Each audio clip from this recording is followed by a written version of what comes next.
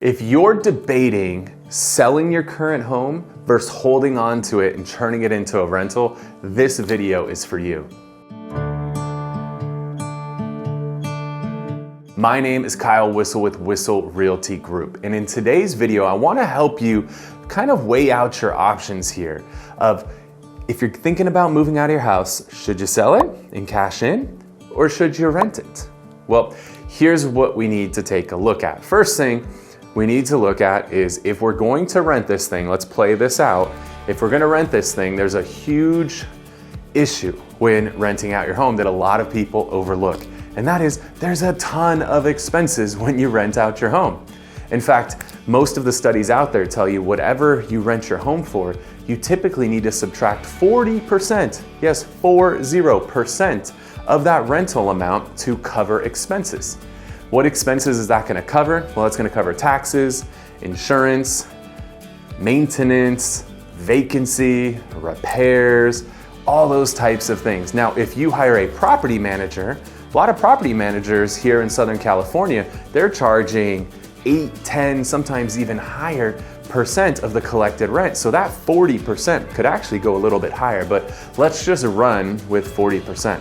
Well, here's the mistake most people make is they say, well, I could rent my place for $5,000 a month and my mortgage is $4,000 a month, so I'm gonna make $1,000 a month. No, you're not. You're actually gonna lose money every month. So let's go back to what we talked about, 40%. If you're making $5,000 a month in rent, 40% comes off in expenses, that's $2,000. So your $5,000 is now $3,000, but your mortgage is $4,000, you're losing $1,000 a month. Do you really want to hold that property and lose $1,000 a month? Maybe you do, but I don't like holding on to assets that are gonna cost me $1,000 a month. Oh, and by the way, you have a tenant, you're a landlord. I don't know if you know this, but here in California are not favorable to landlords. They're much more favorable to tenants.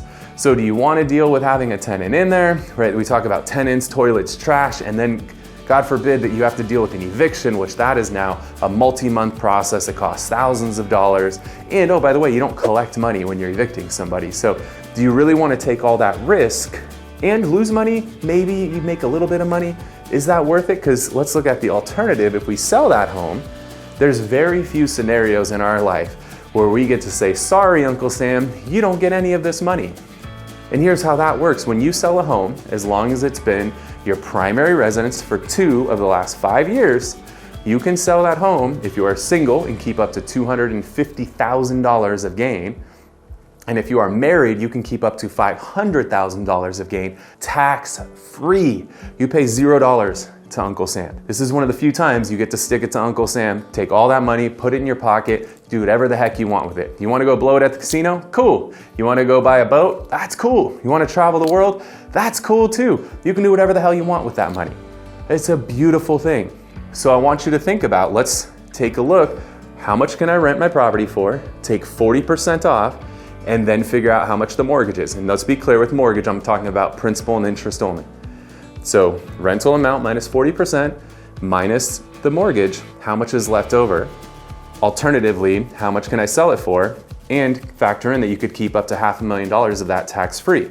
So when you're debating which one makes sense, that's the scenario that you need to look at. So if you want our help in figuring out option A versus option B, give us a call, shoot us a text at the number down below. Happy to meet with you, give you a free consultation so you can weigh out your options and figure out which one is best for you. I'm Kyle Whissel with Whissel Realty Group.